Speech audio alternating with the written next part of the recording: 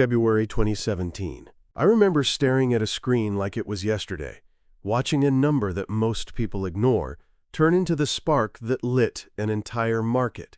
The altcoin market expanded from under $1 billion to over $400 billion in less than a year. Then, in late 2020, roughly $100 billion expanded into well over $1 trillion in just over a year. Two bull markets, two major altcoin expansions, and underneath both of them, the same underlying heartbeat.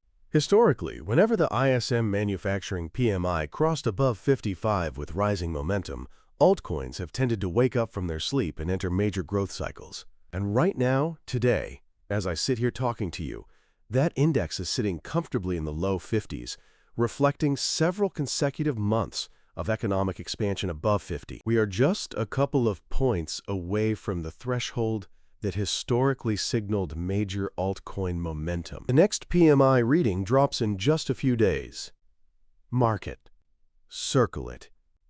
Feel it coming. Welcome back to Crypto 101 Central. If this is your first time here, please take a second and hit that subscribe button, because this channel exists for people who are not chasing noise, who are trying to actually understand the current beneath the waves instead of just watching the surface ripple.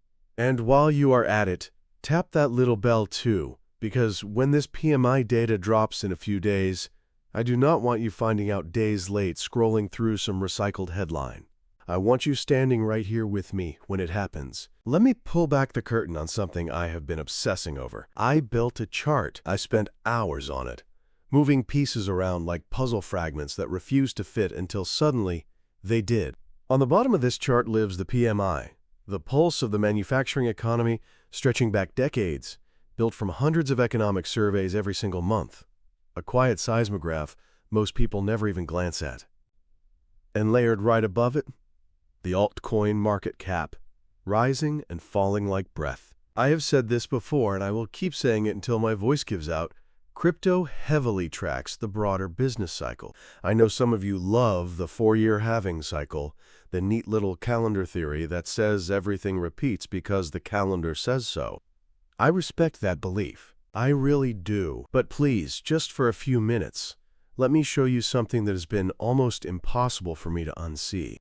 Here is the mechanism, stripped down to its bones. When the manufacturing economy expands, something shifts inside investors. It is almost psychological, like a held breath finally released. They stop clinging to safety. They stop hiding behind gold and stable assets. And they start reaching further down the risk curve, looking for growth opportunities, hungrier the longer they have waited. That is why, in these expansive windows, you see industrial commodities like copper quietly outperforming traditional safe havens. It is not just industrial orders ticking up, it is fear loosening its grip on the collective chest of the market.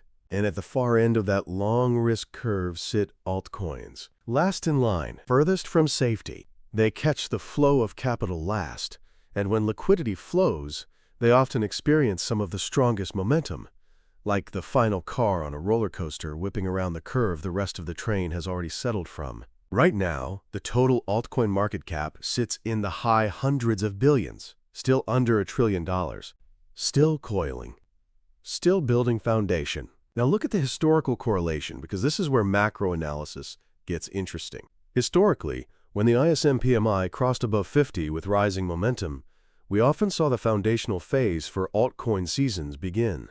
Mark those windows on the chart in blue, the same way I once did on a Bitcoin chart a while back. But then I asked myself a harder question. Not just when did altcoins start moving, but when did they experience their most aggressive expansion? And the answer surprised even me. 55. Historically, during months where the PMI printed above 55, altcoins entered some of their most dynamic and parabolic runs.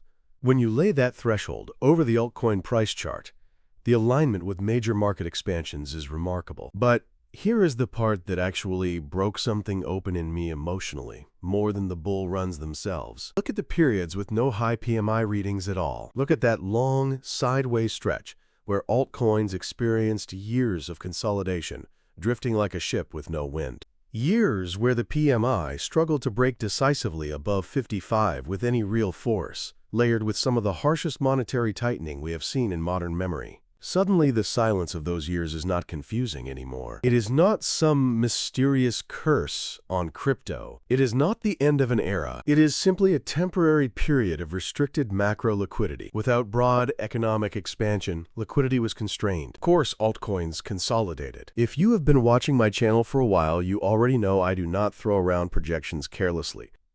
I try to hold this with open hands, instead of white knuckles. I do believe we could be standing near the start of a broader macroeconomic trend, potentially pushed forward by an AI productivity surge, something that could resemble past historical seasons of sustained growth. And if PMI manages to push through 55 with real momentum, similar to what we saw in past cycles, then historical data suggests that is where favorable tailwinds tend to build for digital assets. Not hope, not vibes.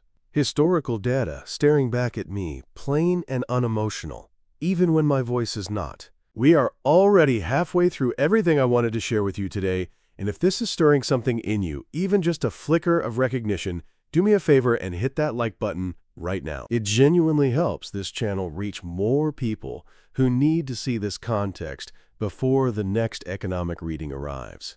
There is one more piece of this puzzle I have to show you, because I do not want you to think I am cherry-picking a perfect pattern.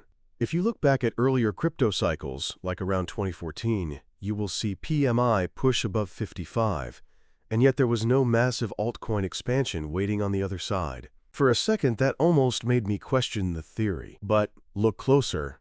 Back then, the altcoin ecosystem barely existed. Bitcoin was completing its own cycle, and manufacturing indices were already peaking and turning downward into contraction right as they touched that level. What followed was a contraction in the broader economy and sideways price action in the nascent altcoin space. The underlying macroeconomic relationship remained consistent when given proper context. I know some of you will still shake your heads at this.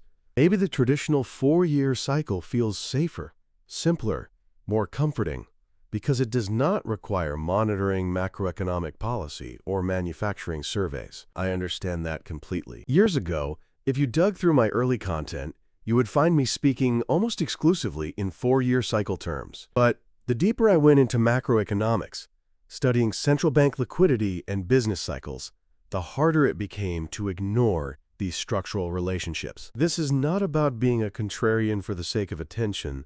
It is about following the data where it leads. I was talking to my wife about this the other night, sketching it out at my desk, and she laughed gently, saying I looked like that classic meme of someone standing at a whiteboard trying to explain a grand theory. And honestly, she was right. That is how deeply engaging this research is to me. Not detached, but driven by a sense of urgency to understand where capital flows are heading before the broader market catches on.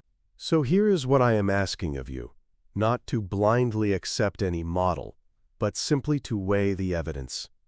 If a macro expansion takes hold and PMI pushes above 55 with momentum, history shows us that liquidity conditions have historically favored higher risk assets like altcoins. And as we navigate out of extended liquidity contractions, understanding these macro tailwinds becomes essential. Before you go, I want to hear your thoughts in the comments below. Do you still rely primarily on the 4-year cycle model, or is the macro liquidity framework starting to make more sense to you? Let me know where you stand, because your insights help guide where we take these deep dives next.